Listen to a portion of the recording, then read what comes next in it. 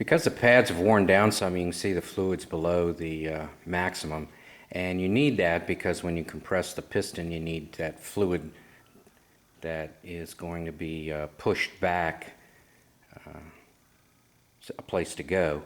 You can also see how dark it is. About every 2 years, no matter how many miles, or when it starts to look like iced tea, I replace the brake fluid. That's what's recommended by BMW. It's really no big deal in this car, but it's something that since I'm going to do the brakes anyway, I'll go ahead and replace it. And I don't need to draw down some of the fluid, but I'm going to because I'm going to replace it anyway. So I'll go ahead and draw it down.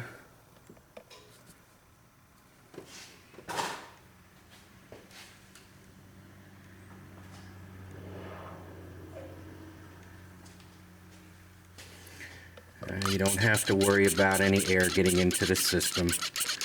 I'm actually going to be back flushing it technically when I compress the piston.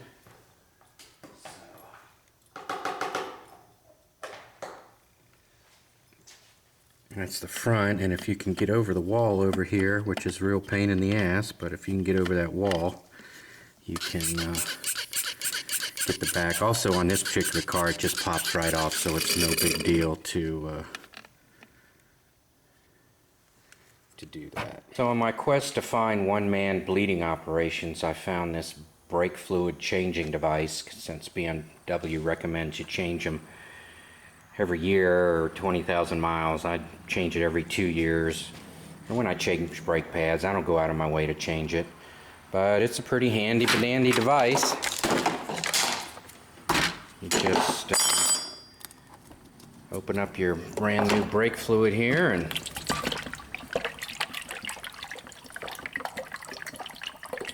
pour it in. It's like a garden pump, so I'm sure you could make one if you're so inclined. It's only about 40 bucks, so I just got it because the adapter that came with it fits both my BMW and Volvo.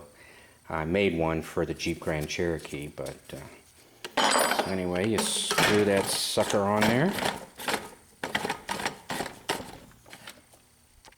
Alright, so you just screw it on, get it snug, and then you pump it up to about 15, between 15 and 20, and then you open up the bleed screw till it runs out clear, and that's all there is to it.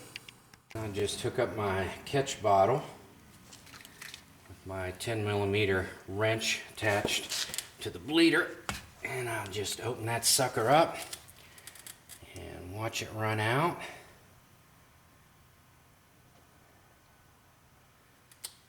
And once it comes out clear, then I'll just shut it off and move on to the next one.